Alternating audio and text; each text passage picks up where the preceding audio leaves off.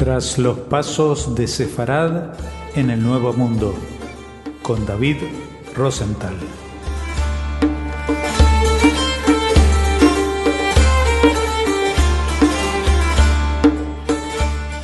Hola oyentes de Radio Sefarad, una semana más visitamos a nuestro corresponsal en el tiempo, David Rosenthal, para recorrer los pasos de Sefarad en el Nuevo Mundo. ¿Qué tal, David? Hola Jorge, muchas gracias. Un saludo a todos nuestros oyentes. Bueno, ya saben que en las últimas dos entregas nos hemos ido al sur del continente, hemos empezado a hablar de lo que hoy es Argentina, aunque en esa época del virreinato estaba ligada Argentina a lo que es Uruguay, a Paraguay, etcétera. Y hoy vamos a hablar del tema de la Inquisición en Buenos Aires, porque nos explicabas que si bien la Inquisición no se estableció en lo que hoy en día es Argentina, sino que rendía cuentas en la de Perú, pues sí que llegaron los autos de fe a esa zona, ¿no? Sí, así es. Hoy hablaremos de un caso en específico que data de 1634, cuando atracó a la costa de Buenos Aires de forma forzosa un navío con esclavos africanos y junto con ellos venían pasajeros portugueses. Dentro de ese cargamento de esclavos, que sería decomisado ipso facto por las autoridades y vendido en un remate a un precio muy bajo a Diego de Vera, que era socio de un célebre traficante porteño, y regidor perpetuo, que era Juan de Vergara. Su camarilla mercantil era la única que conseguía permiso gubernamental para introducir y negociar africanos en el Alto Perú. Y en cuanto a los viajeros portugueses, entre ellos venía un joven muchacho de 20 años, sefardita de raza, y su nombre era Juan Rodríguez de Estela. Pero ¿quién era Juan Rodríguez de Estela? Pues había nacido en Lisboa en 1614 y era residente en Buenos Aires desde 1664 hasta 1673, cuando ya veremos qué le sucede. Al pisar las argentinas playas, el errante judío, quién sabe qué pasado lleno de angustias acababa de dejar del otro lado del mar. Dice alguna reseña de la época. Aquí seguramente, al igual que tantos marranos de la estirpe de David, él acudía en busca de una tierra prometida donde vivir y prosperar, liberado del miedo y de las humillaciones que ensombrecieron su infancia en la Lisboa natal. Recordemos que en Lisboa llega un momento determinado en el cual queman a cientos de judíos allí en la hoguera. Bueno, digamos que eso había pasado bastante antes, pero todos los judíos tuvieron que ocultarse o convertirse, o simplemente dejar su natal Portugal, también parte del Gran Sefarad. Nos cuesta creer entonces que este personaje sin licencia fuera en los primeros tiempos encubierto y socorrido por algún sionista converso, rico mercader, ya aclimatado y con influjo vecinal. Así lo era el señor Diego de Vera, era un banquero que ya estaba bien asentado en la tierra porteña y que se convierte en su protector, que además regularizaría la situación de nuestro personaje ante las autoridades, mientras que seguro le facilitó la oportunidad inicial para encarar el porvenir en esta tierra, donde a semejanza de la de Abraham multiplicaríase cual las estrellas del cielo. Pues de este personaje, Juan Rodríguez de Estela, descienden importantes familias porteñas hasta hoy en día. Entonces, este joven luso hebreo era un perfecto buscavida, de seguro. Concentró todo su empeño en lograrse rápidamente una sólida posición social en este lugar que él había prodigado el destino. Y en 1641, con 27 años y ya 7 de residencia en la ciudad de Buenos Aires, contrae matrimonio con una señora acaudalada y de antiguo arraigo en la ciudad. Ella era Catalina de Aguilar y Burgos, también llamada de Aguilar y Salvatierra, que era hija legítima del que fuera calificado vecino y segundo poblador de esta ciudad, era el escribano Francisco Pérez de Burgos, y de su consorte Juana de Aguilar. Entonces, doña Catalina, a la sazón, viuda de Francisco de Vargas Machuca, quien le dejó una niña, Juana de Aguilar, que casaría a su debido tiempo con Antonio Pereira de la Cerda, todas gentes conocidas allí en ese entonces de la ciudad de Buenos Aires. Y bueno, tras ese nuevo matrimonio, esta viuda le otorgó un interesante dote al señor Rodríguez de Estela. En la carta de dote se encuentra que la sociedad conyugal comprendía unos 4.421 pesos en objetos, esclavos y propiedades raíces. Merced a esta alianza ventajosa y a su certera habilidad negociante, Juan Rodríguez de Estela acopió respetable fortuna. Vemos que se repite la historia de cómo llegan estas gentes de Sefarad huyendo del horror que sucede allí en esta península ibérica, y aquí se convierten en personas de la sociedad y incluso en bastante acaudalados personajes. Se vio dueño de casas, de solares, de 2 suertes campestres y 6 esclavos, y sus hijos, como se dirá más adelante, entremezclaron esa paterna sangre sefardí con la muy rancia de cristianos viejos. Recordemos que en Portugal se conocía esto como Cristaos Velhos, y los cristianos nuevos como Cristaos Novos, que eran los conversos. Entonces los cristianos viejos de rancia abolengo dentro de la sociedad, de venir de familias que incluso habían participado en las cruzadas, y que se preciaban de conservar en buena medida esa sangre de cristianos viejos, y además eran descendientes de los conquistadores o de los primeros pobladores de estas comarcas, en específico hablando de Buenos Aires. Recordemos que hubo una sublevación de Portugal, 1640, y adhieren al Brasil, esto contra la corona de España, y el virrey del Perú, Marqués de Mancera, ordena al gobernador del Río de la Plata, en ese entonces Jerónimo Luis de Cabrera, el desarme y la expulsión de todos los lusitanos que se encontraban en Buenos Aires, Santa Fe y Corrientes. En consecuencia, el nombre de ese importante antepasado de familias reconocidas porteñas encabezó la lista de aquellos presuntos enemigos moradores en el primero de dichos puertos, esto para 1643. Se dice: pareció Juan Rodríguez de Estela y dijo: es natural de la ciudad de Lisboa, de edad de 30 años, y que siempre se ha ocupado en servir a su majestad, y que está casado con doña Catalina Salvatierra, hija y nieta de conquistadores de esta provincia,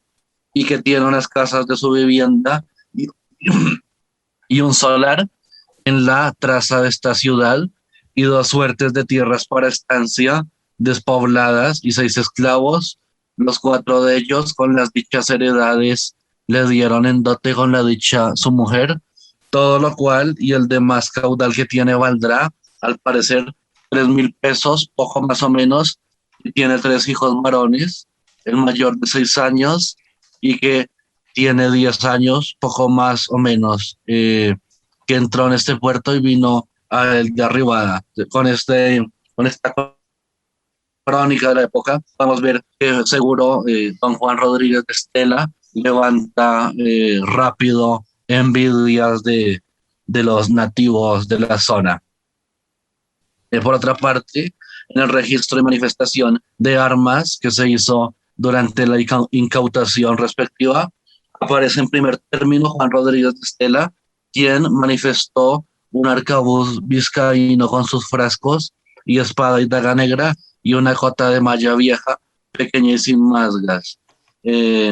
También vemos luego que Juan Rodríguez de Estela firma como testigo junto a Pedro de Morales ante el escribano Alonso Agreda de Vergara cierta constancia que hizo protocolizar en el libro del cabildo del alcalde Pedro de Pedraza Centellas, y un par de décadas más adelante en el padrón de los vecinos de Buenos Aires, que se levantó en 1664. Aquí figura inscripto Rodríguez de Estela, el cual dijo ser de Lisboa, casado en esta tierra con doña Catalina de Aguilar, hija de Francisco Pérez de Burgos, y doña Juana de Aguilar. Tal inclusión comprueba su definitivo apego al país al ser admitido gracias a su matrimonio en el núcleo familiar del viejo Junio lugareño. Sin embargo, doña Catalina de Aguilar y Salvatierra, su esposa, muere hacia fines del 1666, después de 25 años de matrimonio, de convivencia con Rodríguez de Estela. La muerte de su esposa significa un desastre para él. No pasaría mucho tiempo y ya se comprobó todo lo que esa cristiana vieja, descendiente de conquistadores, había representado como amparo y garantía en la existencia del advenedizo marido. Y luego, 7 años después del fallecimiento de su señora, al llegar el viudo al filo de sus 60 años, un día de febrero de 1673, resulta detenido en su domicilio y sus bienes son secuestrados o confiscados por la orden de la Inquisición. Recordemos que tenía unas oficinas que estaban bajo orden de la principal en Lima. Entonces Rodríguez de Estela había sido testificado como judaizante y además el celoso tribunal dispone su arresto y traslado a las cárceles de Lima, donde donde ingresa en 1674. Entonces, estas indagaciones de los censores, de esos torquemadas limeños del Santo Oficio de la Fe, comienzan con un proceso, digámoslo, judicial contra el señor Rodríguez de Estela. Las constancias del proceso contra Juan Rodríguez de Estela se conservan en el Archivo Histórico de Madrid, en la sección de la Inquisición, en el libro 1032, folio 195, y el investigador chileno José Toribio Medina publicó un libro en referencia también a esto que se llama La Inquisición en el Río de la Plata. Luego vemos que entonces en 1673, ante el Tribunal del Santo Oficio, un sujeto que se llamaba Juan de León formuló una denuncia de herejía contra Juan Rodríguez de Estela, y entonces estos torquemadas peruanos ordenan a su comisariado, a su comisario en Buenos Aires, que era maestre de campo, Juan Arias de Saavedra, apresar al sospechoso vecino con el embargo de sus bienes. Cumplidos estos procedimientos, se despachó al encausado para la provincia de Tucumán y de ahí a la villa de Potosí,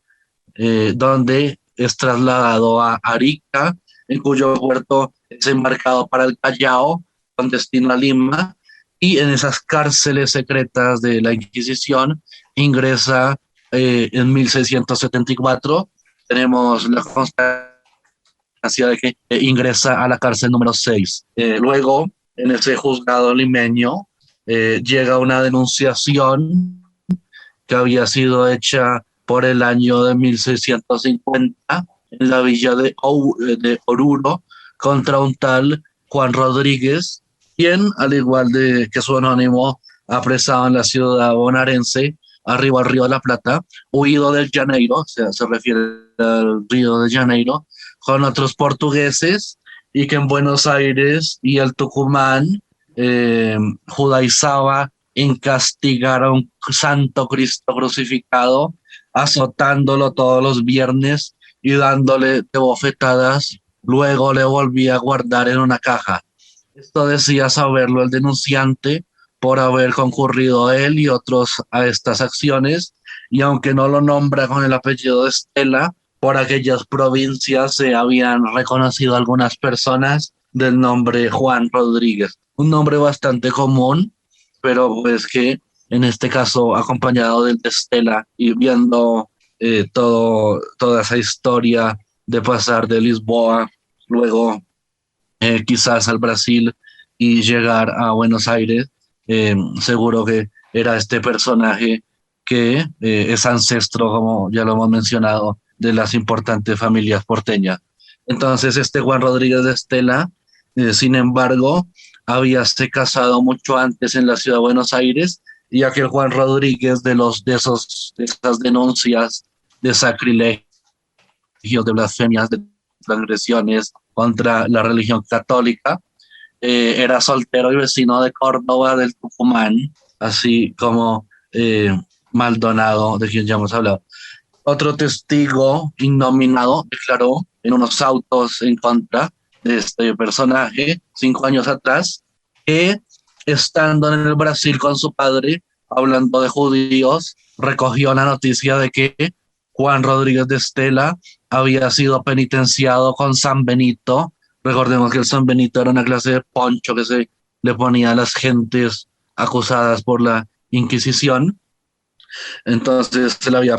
penitenciado allí en Lisboa con San Benito por judío, y que se había huido, se había volado y venido a Buenos Aires, donde estaba casado, con hijos y con familia. Agregaba aquel declarante que, habiendo venido del Brasil a Buenos Aires, las personas que vinieron con él conocían al dicho Juan Rodríguez de Estela y los oyó decir cómo era judío penitenciado y que se había venido huido de la dicha ciudad de Lisboa, y también lo había reconocido este denunciante cuando llegó el dicho Juan Rodríguez de Estela preso de la ciudad de Arica, donde se embarcó para esta de los Reyes, de Arica a Lima. Hay un inventario de la época donde se sumaron los bienes del recluso, y se encontró en una gaveta de su escritorio que en la cabecera, junto a su cama, en la cabecera de su cama, había una hechura de un crucifijo de madera nueva, sin cruz, la cual hechura estaba entre unas barrenas flamencas, clavos viejos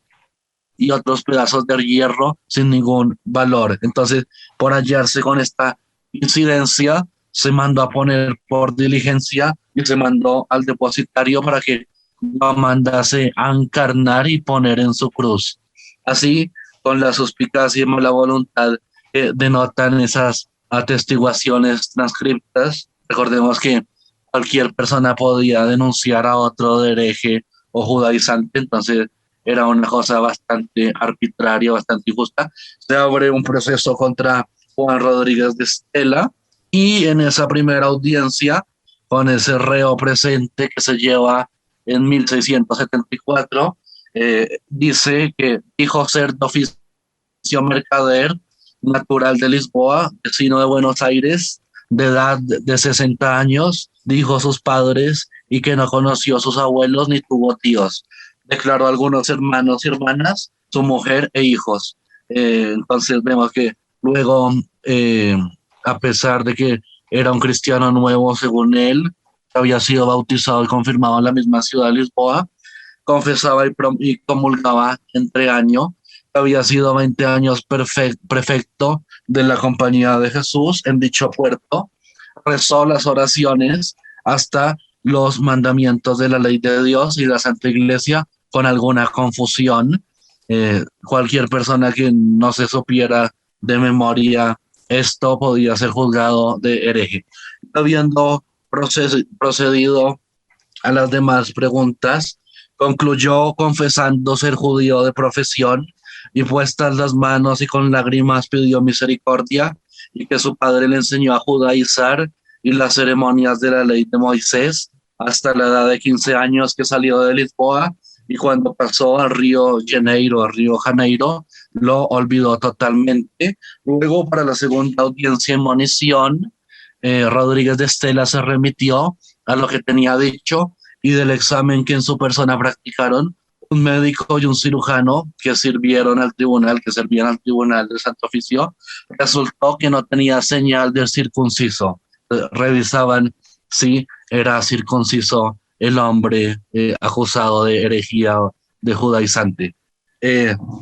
Luego él niega los cargos de que azotaba y abofeteaba la hechura de un santo Cristo, alegaba con razón. Había otros muchos de sus apellidos en aquellas provincias de Buenos Aires y el Tucumán, y que su asistencia había sido siempre en la de Buenos Aires, casado con hijos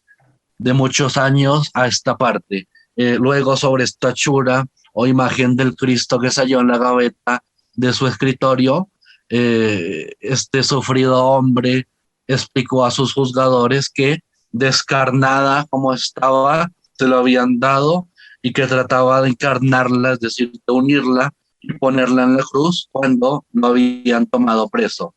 Ello luego es corroborado por el artífice de la imagen, por el artesano, quien declara que acabada la figura de Jesucristo, se lo llevaron en blanco a casa de Rodríguez de Estela a fin de que le colocase la cruz correspondiente. Así queda en Lima este infeliz sospechoso, negando sistemáticamente todas esas acusaciones que se le hacían de hereje y de sacrílego, y en tanto a que se practicaban las diligencias testimoniales en Buenos Aires, y de España se recibían las noticias que se pidieron acerca de si era verdad que había sido penitenciado en Lisboa. Luego de estar frente a estos torquemadas limeños, no se sabe qué circunstancia le deparó, pero posiblemente luego es dejado en libertad, seguro que luego revelado de su origen sefardí, se le deja quizá en libertad, no es muy claro. Lo que sí sabemos es que sus hijos no perdieron nunca el atributo que les venía por esa prosapia materna, y entre los muchos linajes que de ellos derivan, tenemos apellidos como los Soria, Dogán, Pueyrredón, Ituarte, Sáenz, Valiente, Aguirre, Barreto, Balcarce, Loir, Lamarca, Martínez, Ayerza, Castro, Torres, Langdon y Obarrío. Así que esa sangre conversa de Juan Rodríguez de Estela, aunque ya muy diluida, reclama su parte entrañable en los latidos de sus descendientes argentinos. Muchas gracias por este detallado análisis de la llegada de la Inquisición a las tierras del Río de la Plata. Volveremos a comunicar contigo la semana que viene para seguir avanzando en los pasos de Sefarad en el Nuevo Mundo. Gracias, David Rosenthal.